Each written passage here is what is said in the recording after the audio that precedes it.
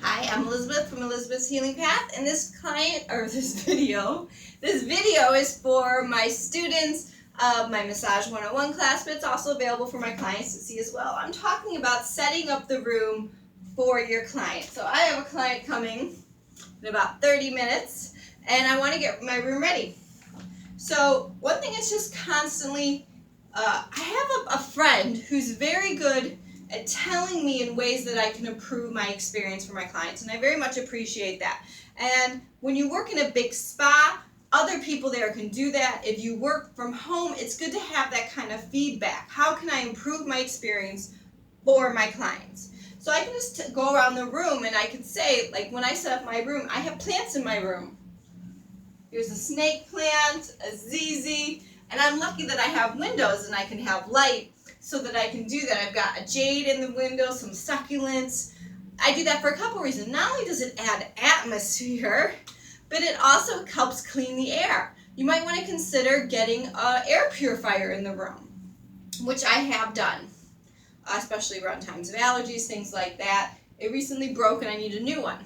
And I've even gotten one with a UV light in it, so it actually helps disinfect the air. Just what ways can we improve the air? Air ionizers. I have a salt lamp. I have my essential oils right there. I have my cups lined up. And little decorations. I have a Yoda. You don't want it too cluttery though. I have reflexology chart, lymphatic chart. I like to, when it is dark, to only have the room lit by candlelight, not by overhead light. So I have candles here, here, here. The salt rock lamp also adds to that. Here's my cupping station. I know it's right off video. I have my hot stone machine. I have the things resting on my towel caddy. So there's just little things that I have in the room. I have a chair for my client to sit on and be able to get undressed and undressed. That's the really nice benefits about having a nice large room. My dad created this room for me. When you set up your room, you want to make sure you can walk all the way around the table. That's important. If not, the room is too small and it's not big enough to do a massage. I've seen some places where the table has to go diagonal just to fit. And I've been in some rooms where it's like you really have to squeeze by in certain areas. So just keep that in mind as you're creating the room. I really love this room. It's one of my favorite places to do massaging in. So, okay, so let's set it up. So I have my face rests. These face rests get changed after every client. Now, I will say I have this face rest, but it's a fleece one, and I like fleece.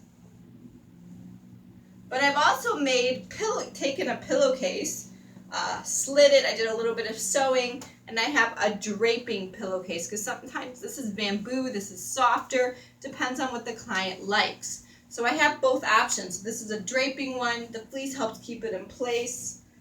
Just depends. Just think little ways, like how can I make this better experience for my clients? Now I buy bamboo sheets. Your business is an expression of you. Things that you choose are an expression of you. The room is in my colors, so my business colors are green. I tend to have green shirts, and yellow and orange, which is the colors of the room. Now, these sheets were bamboo, and it's from a company that has very good sheets, but they're very, very expensive sheets, so I wait for them to go on clearance. All I could get was white.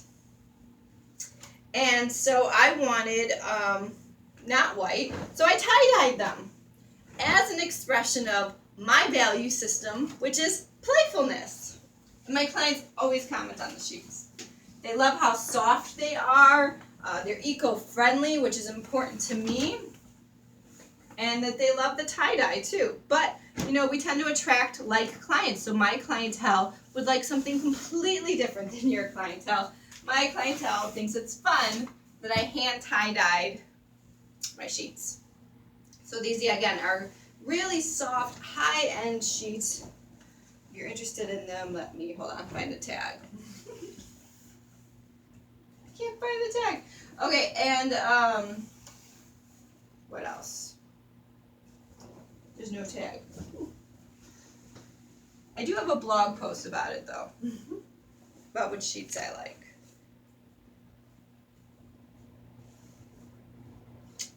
Okay, so sheets are down, tie-dye. when you're picking out sheets, you do not want polyester. Polyester sheets can hold on to oil stains too much. I find that the bamboo holds on to it a little bit, but as long as I use an enzymatic cleaner, I haven't had an issue. Another nice thing about tie-dye is it hides oil stains. Oil stains don't mean the sheets are dirty. It's just occasionally, or I do a mud mask for my clients. The mud mask might stain my sheets. That never comes out. I use lots and lots of towels, brown towels, so that I don't get any mud on my nice sheets. But so the tie-dye also kind of helps that. But again, you don't want oil on your sheets to stay there. The sheets will eventually smell rancid. Try to buy cotton sheets. Bamboo sheets are nice. Cotton is best when it comes to oil stains. I like organic cotton. Cotton is the most heavily sprayed. I do not like sheets made especially for the table. I find that they're too tight. And then when I do my prenatal massages or even my bolstering, it's hard to get a bolster under that sheet. Now the blanket. I've switched over to towels now that we're in the summer, and I'm going to have to consider what I want to do once we hit winter again.